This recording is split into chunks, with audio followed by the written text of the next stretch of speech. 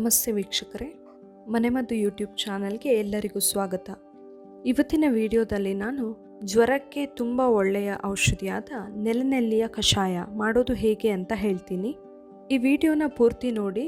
ನೀವಿನ್ನೂ ನನ್ನ ಚಾನಲ್ನ ಸಬ್ಸ್ಕ್ರೈಬ್ ಮಾಡಿಲ್ಲ ಆದರೆ ಪ್ಲೀಸ್ ಸಬ್ಸ್ಕ್ರೈಬ್ ಮಾಡಿ, ಲೈಕ್ ಮಾಡಿ, ಶೇರ್ ಮಾಡಿ, ಹಾಗೆ ಏನೇ ಸಜೆಷನ್ಗಳಿದ್ರೂ ಕಮೆಂಟ್ ಮಾಡಿ. ಕೊರೋನಾ ವೈರಸ್ ಎಲ್ಲ ಬಂದಮೇಲೆ ನಾವು ಕೇಳ್ತಾ ಇರ್ತೀವಿ, ನಮ್ಮ ಬಾಡಿಯಲ್ಲಿ ರೋಗ ನಿರೋಧಕ ಶಕ್ತಿ ಸರಿಯಾಗಿ ಇದ್ದಾಗ ಈ ಕೊರೋನಾದಂತಹ ಅನೇಕ ವೈರಸ್ಗಳಿಂದ ಬರುವಂತಹ ಯಾವುದೇ ಕಾಯಿಲೆಗಳು ನಮ್ಮ ಹತ್ರ ಕೂಡ ಬರೋದಿಲ್ಲ ಅಂತ ಹೇಳಿ.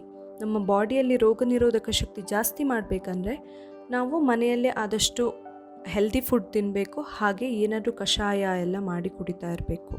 ಸೊ ಅಂಥದ್ರಲ್ಲಿ ಒಂದು ಈ ನೆಲನೆಲ್ಲಿ ಕಷಾಯ.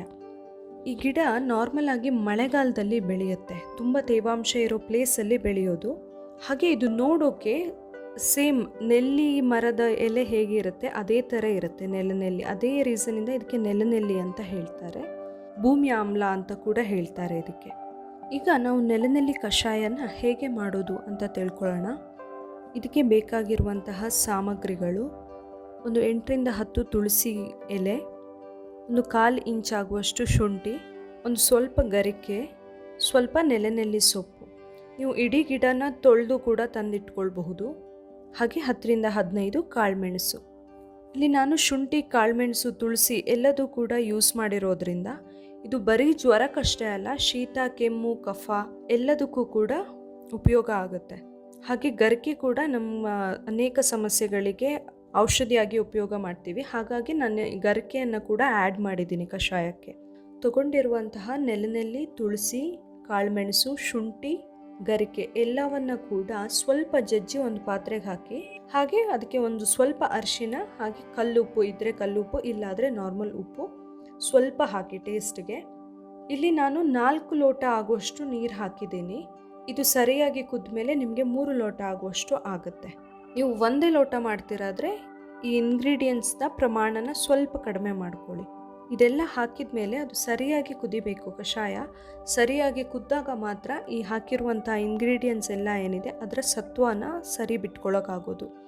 ಈ ನೆಲನೆಲ್ಲಿ ಏನು ನಾವಿಲ್ಲಿ ಯೂಸ್ ಮಾಡ್ತಾ ಇದ್ದೀವಿ, ಇದು ಬರೀ ಜ್ವರಕ್ಕಷ್ಟೇ ಅಲ್ಲ, ಅದನ್ನು ಬಿಟ್ಟು ಕಿಡ್ನಿ ಸ್ಟೋನ್ ಇರ್ಬೋದು, ಕಿಡ್ನಿ ಸ್ಟೋನ್ ಕರ್ಗೋಕ್ಕೆ ತುಂಬ ಹೆಲ್ಪ್ ಆಗುತ್ತೆ. ಹಾಗೆ ಚರ್ಮ ರೋಗಕ್ಕೆ, ಆಮೇಲೆ ಏನಾದರೂ ಗಾಯ ಆಗಿದ್ದರೆ, ಅಥವಾ ನಮ್ಮ ಅಜೀರ್ಣಕ್ಕೆ, ಬೇದಿ, ಹೊಟ್ಟೆ ನೋವು, ಹಾಗೆ ಜಂತು ಹುಳ, ಇದೆಲ್ಲದಕ್ಕೂ ಕೂಡ ಔಷಧ ಆಗಿ ಯೂಸ್ ಮಾಡಬಹುದು.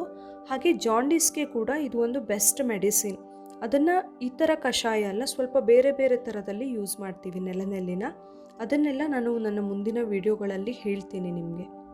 ನೆಲನೆಲ್ಲಿ ಗಿಡ ಯಾವಾಗಲೂ ಸಿಗದೇ ಇರಬಹುದು, ಹಾಗಾಗಿ ಅದು ಸಿಕ್ಕಾಗ ಒಣಗಿಸಿ ಈ ಥರ ಪುಡಿ ಮಾಡಿ ಇಟ್ಕೊಳ್ಬಹುದು. ಈ ಥರ ಪುಡಿ ಮಾಡಿ ಇಟ್ಕೊಂಡ್ರೆ ತುಂಬ ಟೈಮ್ ತನಕ ಸ್ಟೋರ್ ಮಾಡಬಹುದು. ನಮಗೆ ಬೇಕಾದಾಗ ಅದನ್ನು ಕಷಾಯ ಮಾಡಿ ಕುಡಿಬಹುದು.